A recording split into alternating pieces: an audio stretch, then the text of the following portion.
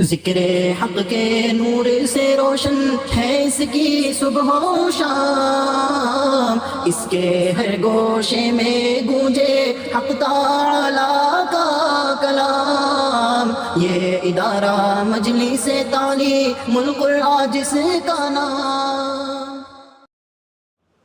السلام علیکم ورحمۃ اللہ وبرکاتہ۔ وعلیکم السلام ورحمۃ اللہ وبرکاتہ۔ آج ہم شروع کر رہے ہیں آیت نمبر 72 سے سورۃ الانفال کی۔ نگاہ آیت شریفہ پہ رکھی۔ آیت تھوڑی طویل ہے لیکن الفاظ جو ہیں وہ اکثر آپ کے پڑھے ہوئے ہیں۔ اعوذ باللہ من الشیطان الرجیم، بسم اللہ الرحمن الرحیم۔ ان الذین آمنوا وہاجروا وجاہدوا باموالہم وانفسہم فی سبیل اللہ والذین آووا ونصروا اولئک بعضهم اولیاء بعض والذین آمنوا ولم یہاجروا ما لکم من ولایتہم من شیء حتی یہاجروا وَإِنِ اسْتَنْصَرُوكُمْ فِي الدِّينِ فَعَلَيْكُمُ النَّصْرُ إِلَّا عَلَىٰ قَوْمٍ بَيْنَكُمْ وَبَيْنَهُمْ مِيثَاقٌ وَاللَّهُ بِمَا تَعْمَلُونَ بَصِيرٌ۔ الفاظ سب پڑھے ہوئے ہیں آپ کے۔ الفاظ پر نگاہ بالکل الفاظ پر رکھیے، آپ کو آسان ہو جائے گا ترجمہ انشاءاللہ۔ بے شک وہ لوگ جو ایمان لے آئے اور انہوں نے ہجرت کی اور جہاد کیا اپنے مالوں سے اور اپنی جانوں سے اللہ کے راستے میں، اور وہ لوگ جنہوں نے ٹھکانہ دیا اور مدد کی ان کی، یہی لوگ دوست ہیں ایک دوسرے کے۔ اور وہ لوگ جنہوں نے ایمان لایا اور نہیں ہجرت کی، نہیں ہے تمہارے لیے ان سے کوئی دوستی کا تعلق کسی چیز میں یہاں تک کہ وہ ہجرت کر لیں۔ اور اگر وہ مدد چاہیں تم سے دین کے معاملے میں تو تم پر ان کی مدد ہے، سوائے ایسی قوم کے خلاف جس کے اور تمہارے درمیان کوئی میثاق، کوئی عہد ہے، اور اللہ جو کچھ تم عمل کرتے ہو اسے دیکھ رہے ہیں۔ سارے الفاظ دیکھو، اس میں ایک لفظ جو آوا آیا، آوا کا مطلب ٹھکانہ دینا، مأواہم جہنم، مأواہم جہنم کتنی بار پڑھ چکے ہیں۔ پھر سے دیکھیے، بے شک وہ لوگ جو ایمان لے آئے انہوں نے ہجرت کی اور جہاد کیا اپنے مالوں سے اور اپنی جانوں سے اللہ کے راستے میں، اور وہ لوگ جنہوں نے ٹھکانہ دیا انہیں اور ان کی مدد کی، یہ دوست ہیں ایک دوسرے کے۔ اور وہ لوگ جنہوں نے ایمان لایا اور نہیں ہجرت کی، نہیں ہے تمہارے لیے ان سے کوئی دوستی کسی چیز میں جہاں تک کہ وہ ہجرت کر جائیں، اور اگر وہ مدد چاہیں تم سے دین کے معاملے میں پھر تم پر ان کی مدد ہے، سوائے ایسی قوم کے مقابلے میں جن کے اور تمہارے درمیان کوئی وعدہ ہو یا کوئی عہد ہو یا کوئی معاہدہ ہو، اور اللہ جو تم عمل کرتے ہو دیکھ رہے ہیں۔ آپ نے دیکھیے آخری میں جو اللہ ہے اس کا ترجمہ آپ نے کیا مگر کیا نا آپ نے ترجمہ، اس کا ترجمہ مگر بھی ہوتا ہے، لیکن یہاں پر وہ مگر نہیں جمتا، یہاں پر اس کا ترجمہ زیادہ اچھا ہوگا سوائے۔ دیکھیے آپ، وَإِنِ اسْتَنْصَرُوكُمْ فِي الدِّينِ، اور اگر وہ تم سے مدد چاہیں دین میں، فَعَلَيْكُمُ النَّصْرُ، تو تم پر لازم ہے مدد کرنا، إِلَّا سوائے عَلَىٰ قَوْمٍ بَيْنَكُمْ وَبَيْنَهُمْ مِيثَاق، سوائے ایسی قوم کے جن کے اور تمہارے درمیان کوئی معاہدہ ہو۔ اس لیے یہاں پر بجائے مگر کے سوائے جو ہوگا وہ ترجمہ پوری طرح اٹھا لے گا اور آگے سے کوئی لفظ ہم کو لگانا نہیں۔ وَالَّذِينَ آمَنُوا وَلَمْ يُهَاجِرُوا، وَالَّذِينَ آمَنُوا وَلَمْ يُهَاجِرُوا، اور وہ لوگ جنہوں نے ایمان لے آئے اور نہیں ہجرت کیا۔ آپ نے اس کا ترجمہ کر دیا اور نہیں جہاد کیا، بیٹا ہجرت کا لفظ ہے، جہاد نہیں ہے وہاں، دیکھ رہی ہیں آپ۔ اور وہ لوگ جو ایمان لے آئے اور نہیں جہاد کیا، نہیں ہجرت کیا، یہ بیٹا یہاجرو ہے، یجاہدو نہیں ہے، نہیں ہجرت کیا، لفظ دیکھو نا آپ، ولم یہاجرو، نہیں ہجرت کیا۔ ہاں بہت اچھا ترجمہ کیا آپ نے۔ اب وہ یہ یہاجرو اور یہ ایسے الفاظ کبھی کبھی زبان پہ چڑھ جاتے ہیں، سب سے ہو سکتی ہے ویسے بھول چوک، اس میں کوئی عیب کی بات نہیں۔ دیکھیے اس آیت شریفہ میں اول جن لوگوں نے ایمان قبول کیا بیٹا ان میں درجات، کتنی قربانیاں انہوں نے اسلام کے لیے دی اور کیا کچھ کیا وہ اللہ کو معلوم ہے، اور بس اللہ ہی جانتا ہے، اور اللہ ہی ان کو اپنی شان کے مطابق بدلہ دے گا۔ کیا انہوں نے سہا ہے، ان کے واقعات ہم پڑھتے ہیں تو ایسے واقعات ہیں کہ جس کو ہم پڑھ نہیں سکتے، لوگوں کے سامنے بیان نہیں کر سکتے، اتنی تکلیفیں اٹھائیں۔ اول جن لوگوں کے سامنے اسلام اللہ کے رسول صلی اللہ علیہ وسلم نے پیش فرمایا، پھر نبی پر کیا کچھ گزرا، پورا مکے کا 13 سال، اور اس میں بیچ میں طائف کا واقعہ، پھر اس کے بعد غزوہ بدر اور غزوہ احد، اس کے بعد کیا کچھ اللہ کے رسول صلی اللہ علیہ وسلم نے اس دین کے لیے برداشت کیا ہے، بس اللہ ہی اس کو جانتا ہے۔ شروع کے لوگ جو ہیں، دیکھو جب تک مکہ فتح نہیں ہوا تھا، یہ ایک مسئلہ یاد رکھنا، مکہ فتح ہوا 6 ہجری میں، جب تک مکہ فتح نہیں ہوا تھا اس وقت اپنے اسلام کو ثابت کرنے کے لیے اسلام قبول کرنے کے ساتھ ساتھ ہجرت بھی ضروری تھی۔ ہجرت ایک شرط تھی ایمان کی، یہ خیال رکھنا۔ لیکن جس دن اللہ نے مکے کو فتح کروا دیا، نبی کریم صلی اللہ علیہ وسلم نے فرمایا اب آج سے یہ شرط باقی نہیں رہی، اب قیامت تک کے لیے کہیں ایسے حالات کسی زمین پر ہوتے ہیں، مومن جو ہے ایک مسلمان وہ اپنا سب کچھ چھوڑ سکتا ہے، اپنا ایمان نہیں چھوڑ سکتا، اسلام نہیں چھوڑ سکتا، اسی پہ جیے گا اسی پہ مرے گا، وہی اصل ہے۔ تو اگر کسی ملک میں خدا نخواستہ ایسے حالات آ جاتے ہیں کہ وہاں وہ اپنے ایمان کو بچا نہیں سکتا اور اسلام پر عمل نہیں کر سکتا، تو اس پر بھی ہجرت فرض ہو جائے، یہ الگ احکام ہے۔ لیکن دور اول میں جب آپ صلی اللہ علیہ وسلم نے ہجرت فرمائی، آپ کے مدینہ ہجرت کے پہلے 2 ہجرت حبشہ کی ہو چکی تھی، میں آپ کو بتا چکا ہوں اس کے پہلے۔ جن لوگوں نے ہجرت کی وہ مہاجرین کہلاتے ہیں، درجے میں سب سے اعلیٰ درجے کی۔ اس کے بعد مدینے والے جنہوں نے ہجرت کرنے والوں کی ایسی مہمان نوازی کی اور ایسا خیر مقدم کیا کہ دنیا اس کی مثال نہیں پیش کر سکتی، ان کو انصار کہا جاتا ہے، نصرت سے بنا مدد کرنے والے۔ پھر کچھ لوگ ایسے جنہوں نے ایمان تو قبول کر لیا تھا مکے میں، لیکن ان کی ہجرت کی طاقت نہیں تھی، ہجرت کر نہیں سکتے تھے، بعض مجبوریاں ایسی تھیں، ایمان تو تھا ان کا، یہ ہجرت نہیں کر سکے، وہ ایک الگ درجہ ہے۔ اس طرح سے یہاں پر اس آیت شریفہ میں ربنا نے فرمایا کہ اصل تو وہ 2 لوگ ہیں، ایک مہاجر اور ایک انصار، یہ دونوں، کیونکہ مہاجر جو ہیں انہوں نے تو ہجرت کی ہے، انصار مدینہ طیبہ میں انہوں نے خیر مقدم کیا ہے، یہ ایک دوسرے کے دوست ہیں۔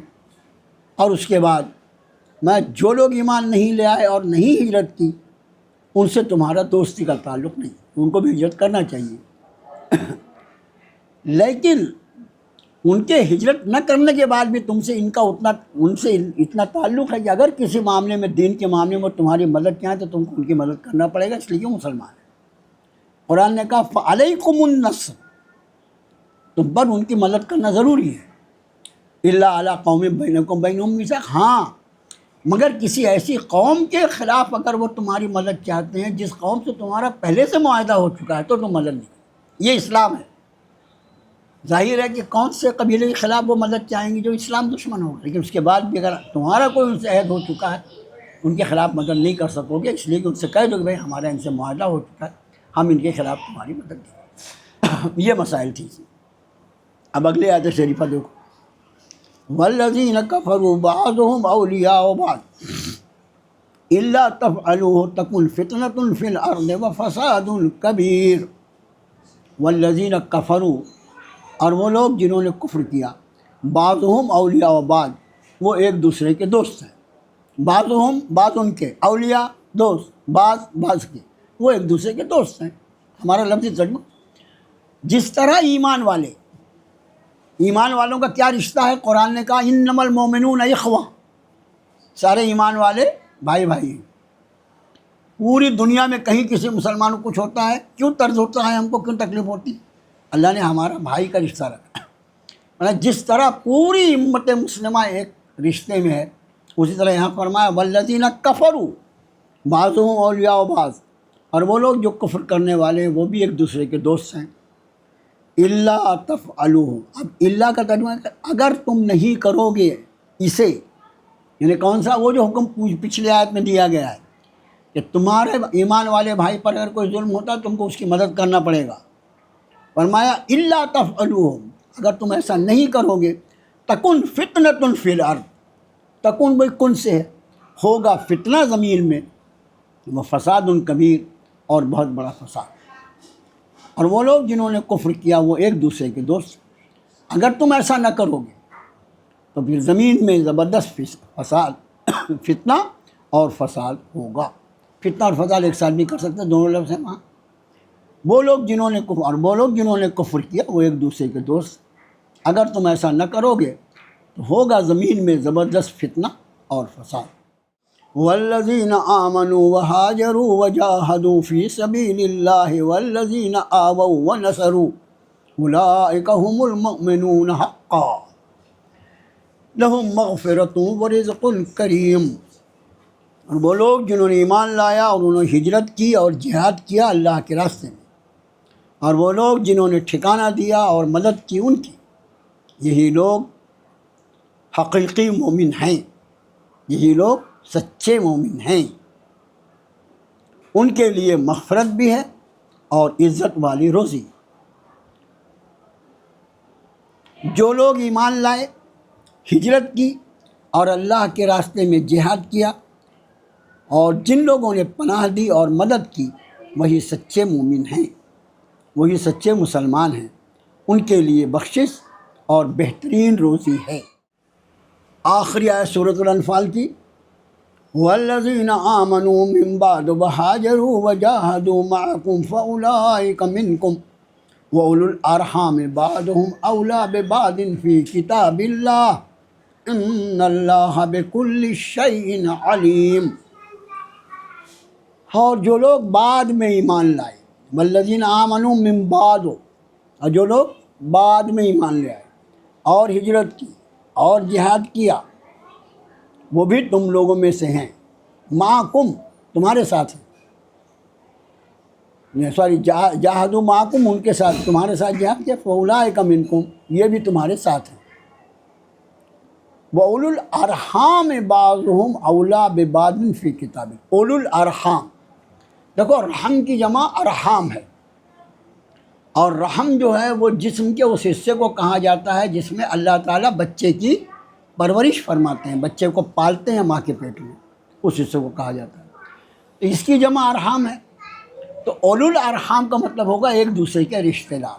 ہمارے رشتے کیسے چلتے ہیں نا بھائی، یہ امی ہیں، پھر والدہ سے ان کے والد، ان کے والدہ، ان کے بھائی ماموں ہیں، ان کی بہن خالہ ہے، ان کے ابا نانا ہیں، ان کی امی نانی ہے، کیسے چلتا ہے۔ اور دوسرا رشتہ کیسے چلتا ہے، ابا کی طرف سے چلتا ہے، یہ ابا ہیں، اس کے بعد یہ دادا دادی، یہ چچا، یہ پھپھو، تو یہ رشتے جو ہیں ان کو اولو الارحام کہا جاتا ہے۔ اولو الارحام یعنی رشتے دار۔ اب اس کا ترجمہ دیکھیے، اور جو لوگ بعد میں ایمان لائے، ہجرت کی اور انہوں نے تمہارے ساتھ جہاد کیا، تمہارے ساتھ یعنی تمہارے ساتھ مل کر جہاد کیا، وہ بھی تم لوگوں میں ہی سے ہیں، اور اللہ کے فیصلے کے مطابق رشتہ دار ایک دوسرے کے زیادہ حقدار ہیں۔ یہ حقدار سے مراد جو ہے، یہ حق جو ہے میراث کی تقسیم کا ہے۔ یہ خیال رہے کہ اوپر چونکہ ایمان والوں کو، انصار کو اور مہاجرین کو ایک دوسرے کا بھائی کہا گیا تھا، ایک دوسرے کا دوست کہا گیا تھا، اس کا مطلب یہ نہیں کہ وہ ایک دوسرے کے میراث میں حصے دار ہیں۔ میراث جب بٹے گی، پراپرٹی جب بٹے گی، تو اس میں حصے دار وہی لوگ ہوں گے جو اللہ نے جن کو رشتہ اولو الارحام بنایا ہے، جو ان کے رشتہ دار ارحام کے اعتبار سے جو رشتہ دار ہیں۔ یہ مہاجر اور یہ جو اپنے مہاجر ہجرت کرنے والے اور انصار، یہ ایک دوسرے کے میراث میں وارث نہیں ہوں گے۔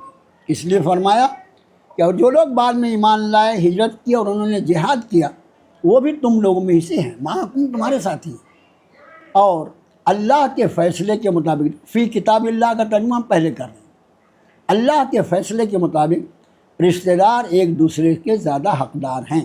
یہ حقدار کون سے؟ میراث کے معاملے میں۔ اب بے شک اللہ ہر چیز سے واقف ہیں، بے شک اللہ ہر چیز کے جاننے والے ہیں۔ ماشاءاللہ، اللہ کا شکر ہے کہ قرآن پاک کی 8ویں سورۃ، سورۃ الانفال، یہ اللہ نے اپنے فضل، اپنے کرم سے مکمل کروا دیا وقت کے ہوتے ہوئے۔ اگلی نشست میں انشاءاللہ، اگلی پیر کو جو ہماری کلاس ہوگی 3 تاریخ کو، اس میں انشاءاللہ العزیز ہمارا سورہ توبہ جو 9 نمبر کی صورت ہے وہ انشاءاللہ شروع ہوگی. اکیلی صورت ہے پورے قرآن میں جو بغیر بسم اللہ کے لکھی ہوئی ہے. انشاءاللہ وہ بھی عرض کریں گے کہ اس میں بسم اللہ کیوں نہیں ہے اور اس صورت کو پڑھتے وقت بسم اللہ کے کیا احکام ہیں. جیسے آیت سجدہ ہو تو سجدے کے احکامات کا یہ بسم اللہ کیسے پڑھتے ہیں، یہاں پر کب پڑھنا ہے کب نہیں پڑھنا ہے. انشاءاللہ پیر کو پڑھیں گے. سب لوگ وقت پر اگر جوائن ہو جائیں تو سب کے سمجھ میں آ جائے گا. ورنہ آج تو الحمدللہ بہت اچھی حاضری ہے ہماری. بیچ میں حاضری 2-3 دن بہت کم رہی اور اس دوران اتنے اہم مسائل آئے بدر کے قیدیوں کے بارے میں جو پورے قرآن میں یہیں پر تھے، اور ان کے ہم نے کچھ مسائل بتائے. 2 دن جو لوگ نہیں آئے تھے وہ رہ گئے بیچارے. کوشش یہ کریں کہ کلاس جو ہے مس نہ ہونے پائے. خدا جانے کون سی دن کون سا مضمون آ جائے. تو ہماری اگلی نشست جو ہوگی اس میں سورۃ توبہ انشاءاللہ شروع کریں گے. اور کل جمعہ ہے، جمعے کے احکام آپ کو معلوم ہے، اس کا خیال رکھیں. دعاؤں میں ایک دوسرے کو پوری امت کو یاد رکھیں. اللہ تعالیٰ پوری امت کی حفاظت فرمائے. السلام علیکم ورحمۃ اللہ وبرکاتہ.